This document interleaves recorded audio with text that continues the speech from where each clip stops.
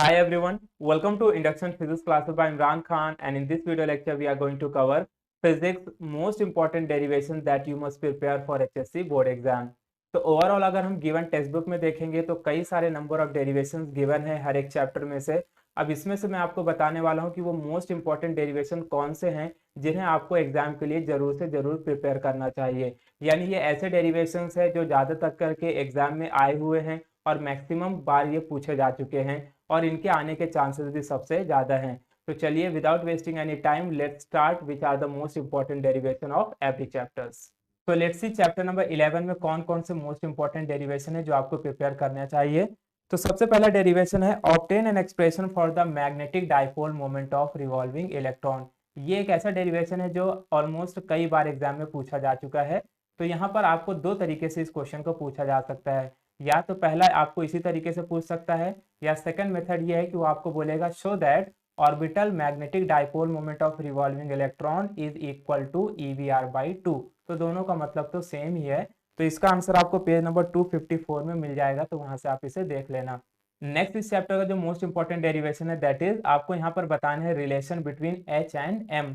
तो ये क्वेश्चन कुछ इस तरीके से होगा, derive the relation between magnetic field intensity and magnetization for a magnetic material placed in a magnetic field.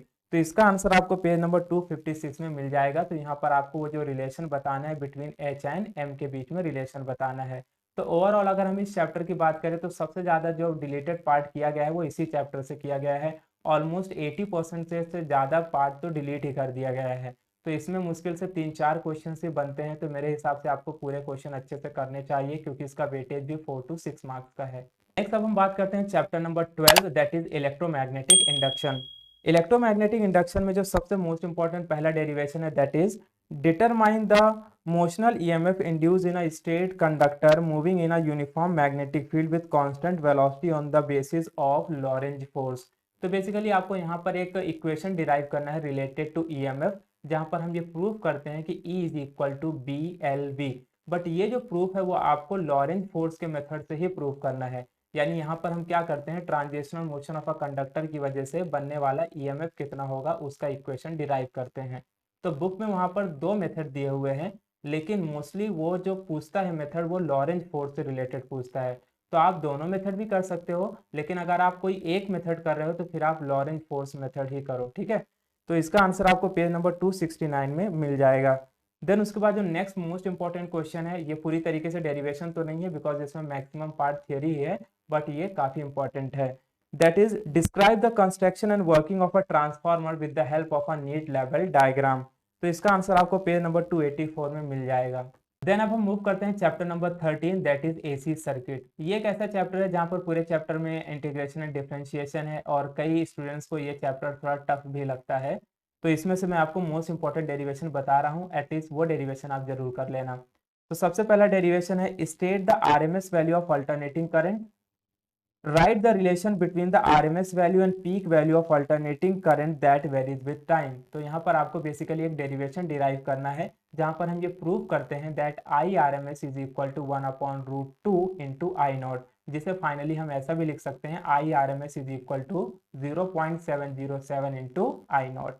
तो इसका आंसर आपको पेज नंबर 289 में मिल जाएगा। देन नेक्स्ट जो इस चैप्टर का इंपॉर्टेंट डेरिवेशन है that is obtain the expression for the resonant frequency of the LCR series circuit. तो वहां पर आपको एक फॉर्मूला डिराइव करना होता है रिलेटेड टू फ्रीक्वेंसी। वहां पर आपको फॉर्मूला मिल जाएगा FR is equal to 1/2π√LC। तो इसका आंसर आपको पेज नंबर 301 में मिल जाएगा, तो वहां से आप इसे देख लेना। उसके बाद अब हम बात करते हैं chapter number 14 that is dual nature of radiation and matter. तो ये चैप्टर काफी सिंपल है और अगर हम डेरिवेशन पॉइंट ऑफ व्यू बात करें तो इससे एक ही डेरिवेशन बनता है that is derive an expression for the wavelength of an electron accelerated by potential difference V। तो इसका फॉर्मूला आप डिराइव करते हो lambda is equal to 1.228 nanometre upon root of V। तो इसका आंसर आपको पेज नंबर 317 में मिल जाएगा। अब हम मूव करते हैं last structure of atoms and nuclei that is chapter number 15। क्योंकि चैप्टर नंबर 16 में तो वैसे डेरिवेशन टाइप तो कुछ है नहीं, तो हम इसी में देख लेते हैं कि इस चैप्टर में से मोस्ट इंपॉर्टेंट डेरिवेशन कौन कौन से हैं। तो इस चैप्टर का जो सबसे मोस्ट इंपॉर्टेंट डेरिवेशन है that is derive an expression for the radius of nth Bohr orbit for hydrogen atom.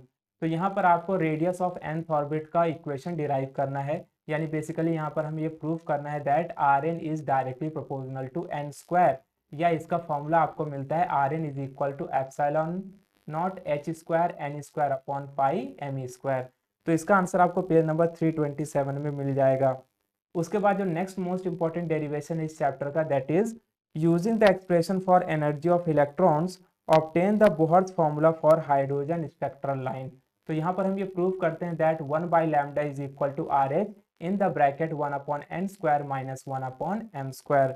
Then next अब हम बात करते हैं last question of this chapter, that is obtain an expression for half life time of a radioactive material. आपको half life time of radioactive material का equation derive करना है, जो मिलता है आपको equation that is T half is equal to 0.693 upon lambda. तो ये आपको इक्वेशन वहां पर डिराइव करना है। साथ ही साथ में आपको रिलेशन बताना है between average life and half life. तो अगर मैं एवरेज लाइफ और हाफ लाइफ के रिलेशन की बात करूँ तो शायद आपको उसका रिलेशन मिलेगा T half is equal to 0.693 into tau. तो these are overall important derivation जो मैंने आपको हर एक चैप्टर से बताए हैं। एटलीस्ट इतने डेरिवेशन आपको हर एक चैप्टर से करने चाहिए।